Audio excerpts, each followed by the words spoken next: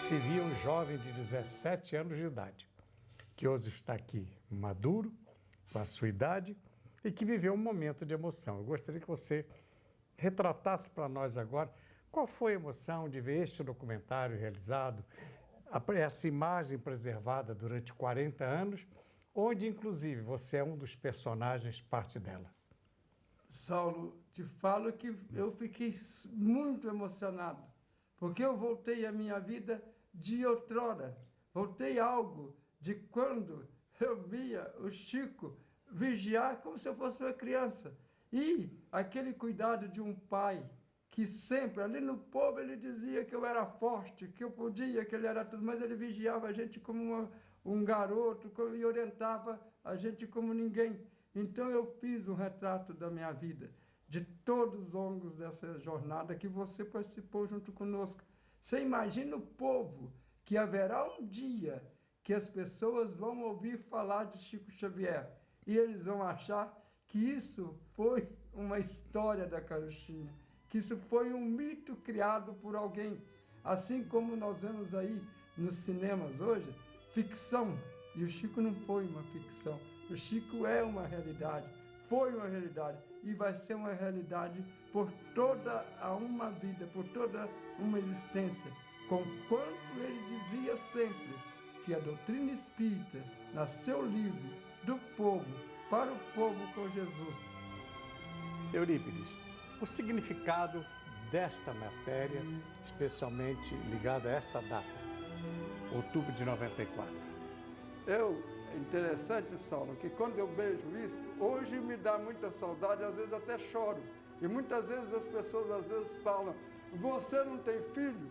Que o homem tem de escrever um livro, eu estou acabando de escrever, que tem de plantar uma árvore, eu já plantei, e que tem de ter um filho. Eu posso me dizer um homem realizado, porque eu tive como filho, ainda interessante que ao mesmo tempo como pai, que até 94 o Chico me chamava de meu filho, você vai ali, que hora que você chega, o que você vai fazer, que hora que nós vamos para o grupo, que hora que nós vamos ter um culto. Mas depois dessa frase, ele só me chamava de pai. Então você vê que realmente eu tentei ser um bom filho. Eu fui pai, talvez, do ser humano melhor que a gente conheceu no mundo depois de Jesus. E eu vejo até hoje muitas pessoas dizerem que a terra está órfã, desde que o Chico Xavier foi. Eurípides, esta foto tem um significado muito especial. Quem pintou e por que motivo? É um médico que tem a alegria e o prazer de ser pintor, é o cirurgião plástico de Uberaba, doutor Esbissa. E no aniversário do Chico, quando nós íamos comemorar naquela alegria, apesar dele não gostar, mas nós fazíamos questão de sempre cantar os parabéns, cortar um bolo. E esse médico generosamente nos fez e trouxe esse retrato que eu faço questão de conservar. Num lugar muito especial. Num lugar muito especial. Para o Chico todos eram iguais. E que coitados daqueles que estavam com a responsabilidade de grandes mandos no mundo, de levar à frente, porque os espíritos precisavam reencarnar. Eles tinham de chegar à Terra, de uma maneira ou de outra. Mas ele frisava algo muito interessante. Eu estou falando isso porque está acontecendo no momento. Ele dizia que o povo ia desenvolvendo os grandes conhecimentos da tecnologia. O mundo ia avançando, mas essa mesma tecnologia ia ajudando cada vez mais a matar com os espíritos, com as criaturas humanas, antes das horas que o valor da vida não estava tal qual a maneira que Jesus e que o Pai colocou para cada um de nós. Além, Saulo, do trabalho das psicografias, das organizações dos livros, do atendimento ao público, que vocês sabem que ia até as altas horas, Exato. Todos os dias, desde a época do nosso amigo, nosso companheiro Iker Batista, Dona Zilda, eles faziam os pacotes ele mandava 60 pacotes, toda noite ele punha com a própria letra, para mandar divulgando a doutrina através das mensagens. E nós fizemos isso até o último dia que ele aqui esteve conosco. Essa é a balança que a gente pesava e o pacote que a gente mandava. Então ele fez isso, além do trabalho de consolo às mães, aos pais. Chico dizia que eles eram amparados logo por algum ente querido. Você entende?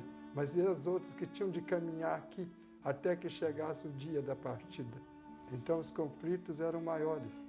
E nesses dias, nessa sala, no Grupo Espírita da Prece, o Chico foi o homem que mais ouviu choro, mais ouviu lamentações, mas também é o homem que mais partiu com a consciência tranquila da terra. Aqui você vê que tem desde o primeiro livro, Parnaso de Além Túmulo, até o último já publicado. E nós teremos ainda a oportunidade de publicar mais alguns volumes, mais alguns livros, que o Chico deixou conosco, as psicografias.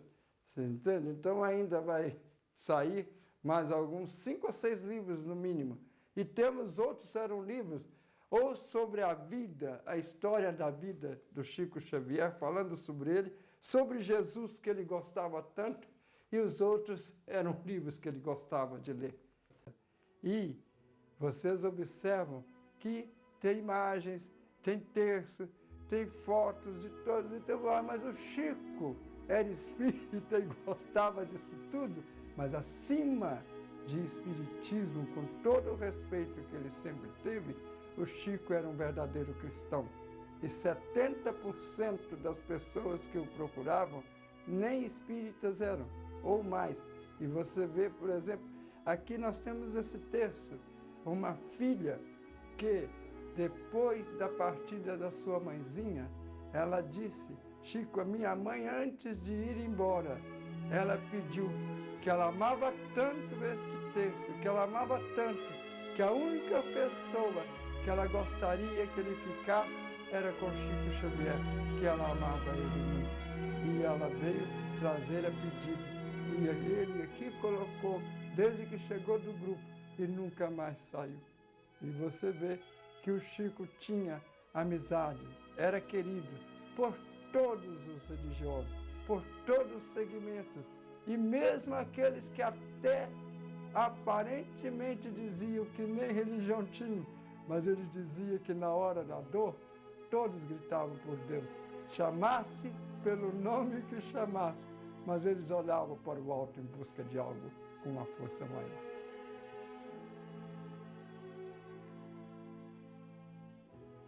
Às 18h40, quando o nosso querido amado Chico, no dia 30 de 6 de 2002, para quem continuou trabalhando até a véspera do seu desencarne, ele foi ao Grupo Espírita da Prece, mas ele foi deitar, nós viemos e tudo parecia normal, tudo. O médico achou que estava bem e, quem sabe, ele via também que as coisas não queria que a gente apavorasse mais do que um sofrimento maior do que a dor da partida.